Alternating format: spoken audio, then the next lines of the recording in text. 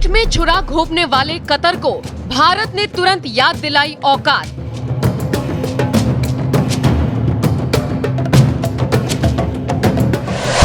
सौ घंटे के अंदर अंदर कतर को घुटनों पर आने को किया मजबूर।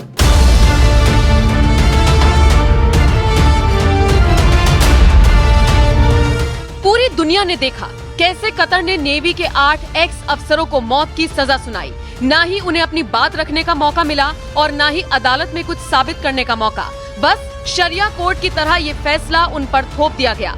कतर ने आरोप लगाया कि ये अफसर कथित तौर पर इजराइल के लिए जासूसी कर रहे थे।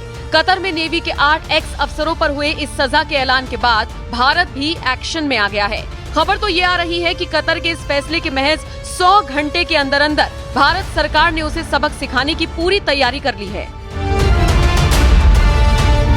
कतर भारत से ऐसे वक्त में पंगा ले रहा है जब वो खुद कई मायनों में उस पर निर्भर है। अब भारत इसी निर्भरता से पल्ला झाड़कर और कतर में भारत की तरफ से दिए जा रहे आर्थिक योगदान को खत्म करने के मूड में है।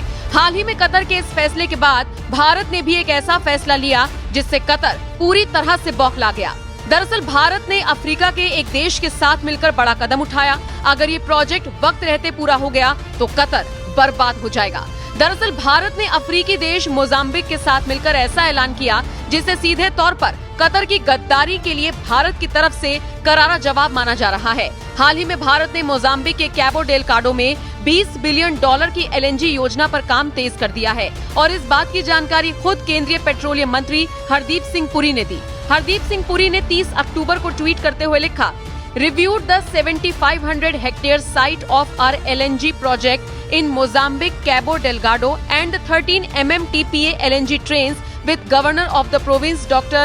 Velij Tobo, heads of Indian PSUs, MD and CEO OVL। अब भारत का मोजाम्बिक के इस प्रोजेक्ट से कतर का क्या कनेक्शन है ये भी समझ लीजिए। दरअसल LNG और CNG जैसी नेचुरल गैसेस के लिए भारत कतर पर निर्भर है। अब अगर भारत मोजाम्बिक में अपना खुद का LNG प्रोजेक्ट लगाएगा तो बहुत हद तक वो कतर को मात दे पाएगा। इसके अलावा LNG तो भारत किसी और भी देश से ले सकता है, लेकिन इससे कतर की अर्थव्यवस्था को कितनी बड़ी चोट लगेगी इसका एहसास उसे है। यहाँ तक कि कतर बर्बाद भी हो सकता है। कतर भारत से अपने व्यापारिक संबंधों को किसी भी कीमत पर खराब नहीं करना चाहेगा। इतना ही नहीं, खुद कतर भी भारत पर कई चीजों के लिए निर्भर है। ऐसे में उसको घुटनों पर आना ही पड़ेगा। दरअसल भारत के कई ऐसे श्रमिक हैं जो कतर में ही मजदूरी करने के लिए जाते हैं। अगर भारत की तरफ से ये श्रमिक कतर नहीं जाएंगे तो इसका सीधा प्रभाव कतर के इंफ्रास्ट्रक्चर पर पड़ेगा।